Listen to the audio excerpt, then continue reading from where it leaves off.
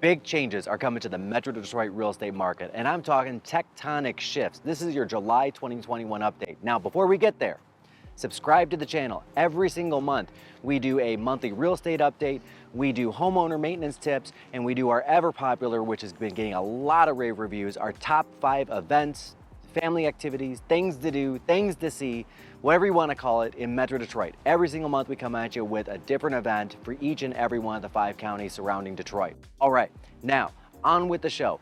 And let me give you a little bit of backstory here. We'll give you some numbers. We'll give you where you're at right now in the real estate market. And then of course, we're going to talk about how this impacts you, your family, whether you're a buyer, a seller, or you're just a homeowner and you want to know, where's this market going to go? What is my equity going to look like? So let's start with a little bit of the backstory.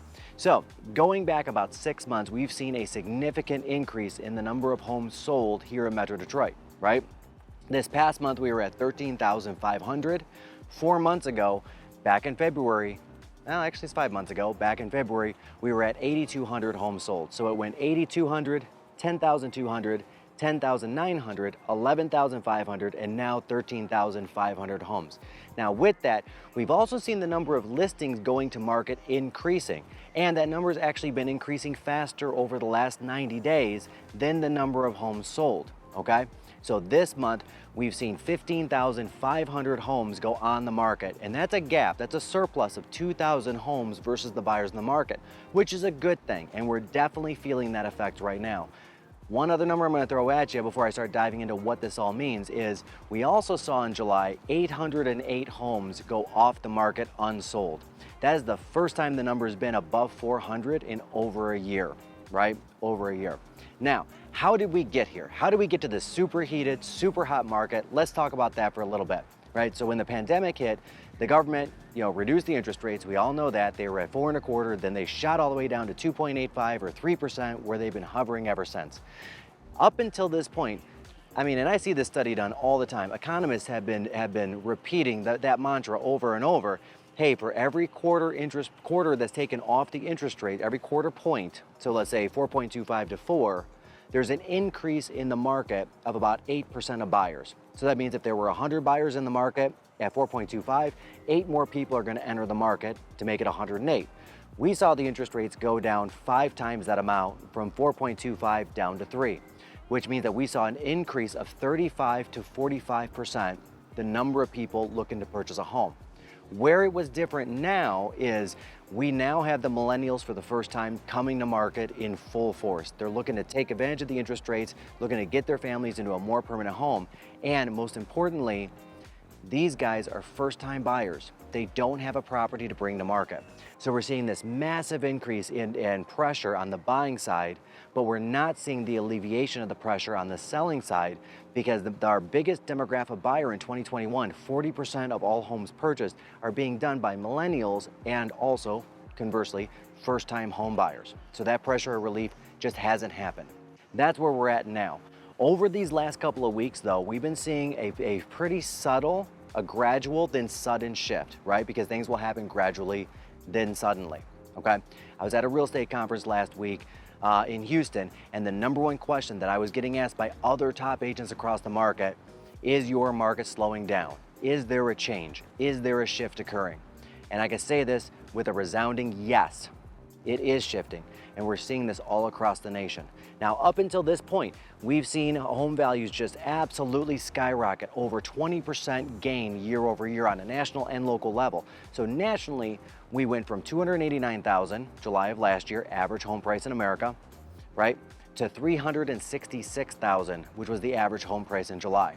And economists are predicting that that's going to get up to about 408,000 by the end of this year.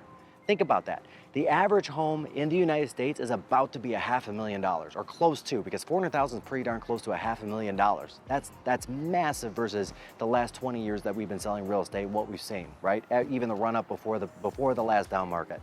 Here locally in Michigan, we went from 244,000. Right now, the average home value in Metro Detroit, the average sales price is $291,000. So we're just about to cross over that $300,000 mark, and my prediction is we're going to see 315, possibly 320 by the end of the year. Now I'm going to stop, and I'm going to say this really clearly. We have been getting a lot of questions from buyers and a lot of people saying, hey, what is going to happen when all these foreclosures hit the market? What's going to happen when interest rates change? What's going to happen because is the market going to crash and go down, right? And there's a lot of belief and there's a lot of hype out there. We're seeing it in the news even, that there's a crash that's coming. I will say this, there are only two things that can slay this Goliath, two Davids, right? So David number one, using this analogy, is interest rates. If interest rates go up, we're gonna see the converse effect. So if we go from 3% to let's say 4.25, it'll suck those 30 to 45% increase in buyers out of the market, and it could cause a crash. But here's the bright side of this one. Up until this point, the Fed has been very clear that they were gonna raise interest rates towards the end of the year and beginning part of next year. All of that talk has died down and ended, okay?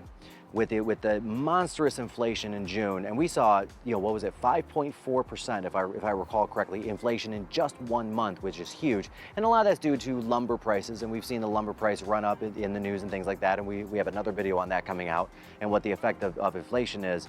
But because of inflation, Janet Yellen, the Fed chair, has decided let's keep the interest rates down at least through the end of the year, okay? And the intention there is if we keep interest rates down, things will be more affordable and it will offset some of that inflation and inflation worry. Until we get our supply chain back up to 100%, which we're still only operating at 70%, until we get that back up to 100%, we're not gonna see that inflation come back down, which means we're gonna see those interest rates stay. So that's David number one that could slay the Goliath, that is the real estate market. Number two are foreclosures, right? And that is the word that's on everybody's tongues right now. When are the foreclosures going to come to market? What does that look like? And this foreclosure fear has been going on for just over a year now, as the pandemic has been going on for over a year.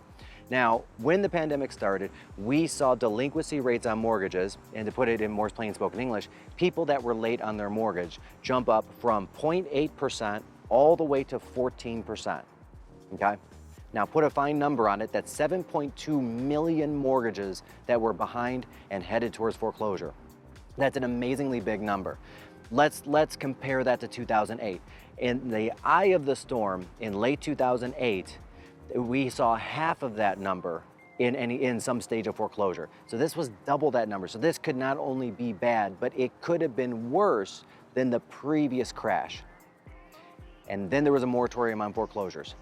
Right? The federal government came through and said, you know what? We're gonna stop foreclosures right now. We're gonna let this pass, let this COVID thing pass a little bit, and then we'll start up with the foreclosure process. During that time, the banks harkened back to the last down market and looked back at all those lessons learned. The number one lesson being, we don't want the houses. It's actually more beneficial financially to a bank to keep somebody in a home than not. So they immediately jumped forward with forbearance, right? A stoppage on some of the payments.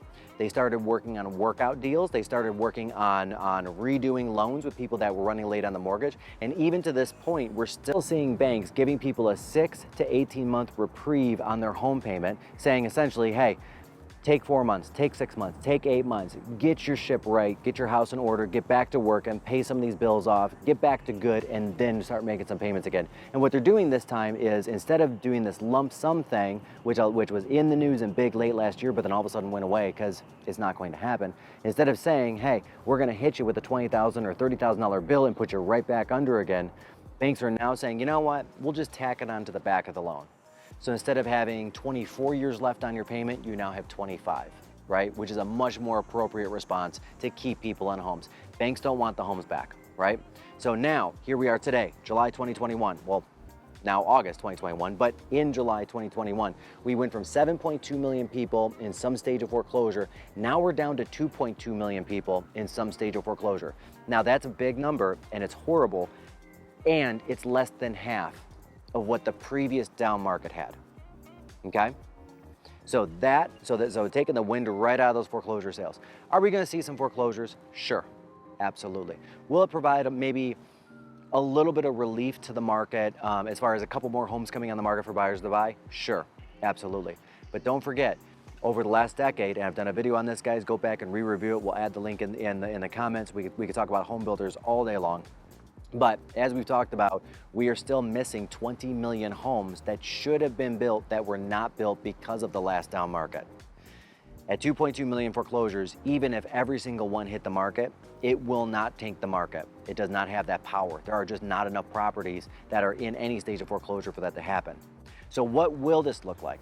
Well, you know, winter is coming, as they said in Game of Thrones. Winter is coming. Good segue. Again, we'll be doing a top 10 video on the top 10 cider mills in and around Metro Detroit, and I can't wait to do this. We've already got this one planned out, so subscribe to make sure that you get notified when that one comes up.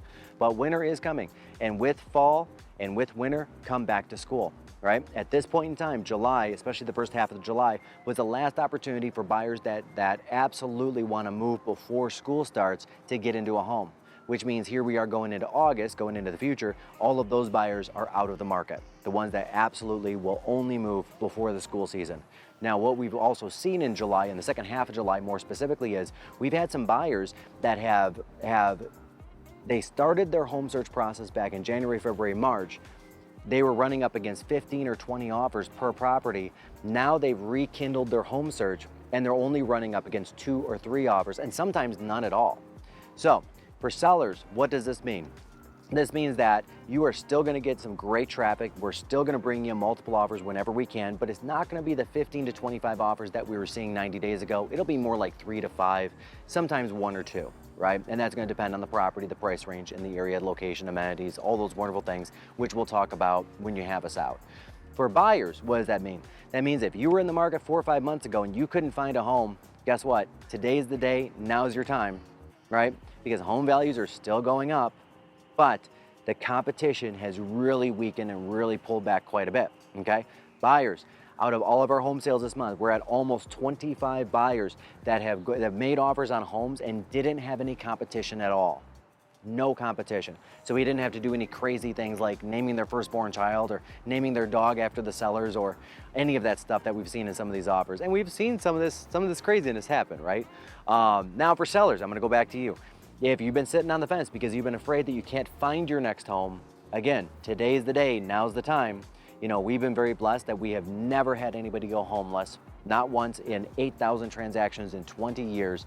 None of our sellers have ever gone homeless and have never not found a home, which is great. Never not found a home? Yes, they have always found a home. That's a better way to say that, I think. But again, putting a fine point on it, Mr. and Mrs. Seller, home seller, when you're turning into a home buyer, your property will be on the market for you. And a great place to start is having one of our awesome people out, awesome agents, getting a fine value on your home, finding out what you need to do to make sure that you get top dollar, what not to spend money on, which is always a plus, right? We always want to know what we don't spend money on because we're not going to get it back. And then before we even get your home on the market, let's go out and see 5 or 10 properties to make sure your home is out there. Okay? And it may not be that home when the time comes, but at least we'll be safe and secure in knowing that there will be the home that's perfect for us when that time comes. And then we can get on market should you choose, okay? Guys, we're in this golden opportunity of this market for both sellers and buyers where today's the day, the time is now. We have extremely strong buyer traffic and we're not seeing the competitiveness of the market that we've been seeing for this last 6 or 8 months, which is great. And again, guys, if you haven't already, be sure to subscribe. Throw me a like if you like this video. And then also, I want to hear in your comments what your thoughts are on the market, what your experience has been, any feedback on this video, any videos that we should be doing. Give us some great ideas. We had a lady the other day that made a comment that said that she wanted to see the top sunflower farms here in Southeast Michigan, which I thought was really unique and really cool. And I actually came up with a good plot for a video, so that'll be coming out pretty soon. Thank you so much for recommending that. Thank you again, guys. Make sure to subscribe, like, and comment. And other than that, have a fantastic August 2021.